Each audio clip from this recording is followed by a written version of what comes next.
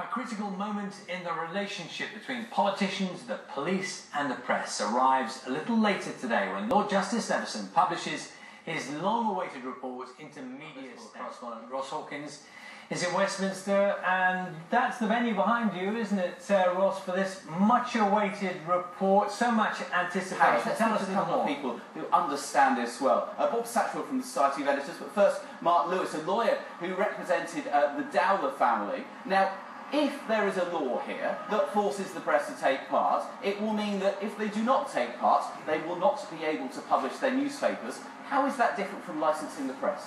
I think that's a too simplistic a way of looking at it. There are sticks and there are carrots that put forward. I think it's important to say is, firstly, no one knows what Lord Justice Leveson is going to recommend. Obviously, any idea that stops the press being able to publish newspapers, it doesn't make any sense, and it shouldn't be allowed. But what we're all looking for, I think every Bob Satchwell and myself are looking for some form of independent regulation.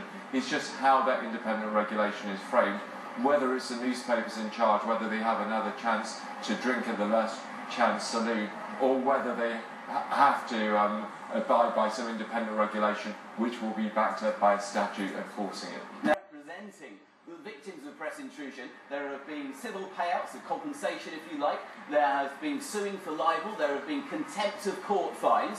The law has worked there, hasn't it? Why do we need more law? Well, basically the law hasn't worked. I mean, but Lord Justice Leveson is looking at the roles of not just newspapers, but the government, politicians and the police. The police failed in 2006, 2007 to prosecute properly. They said this never happened. They basically hid the papers from the victims, including the Dowler family, including hundreds of other people, didn't see it, so that they let down.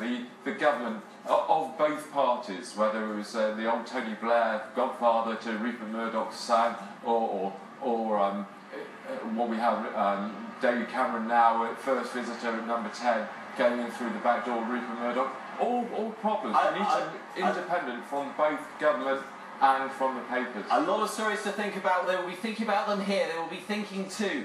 Just 2 minutes walk in that direction, the House of Commons, where the politicians have to come to a conclusion, and where, frankly, it still looks like David Cameron, Nick Clegg could come out of this at odds and publicly so on the floor of the House of Commons, unless they can reach an agreement in a ministers' meeting in Downing Street today.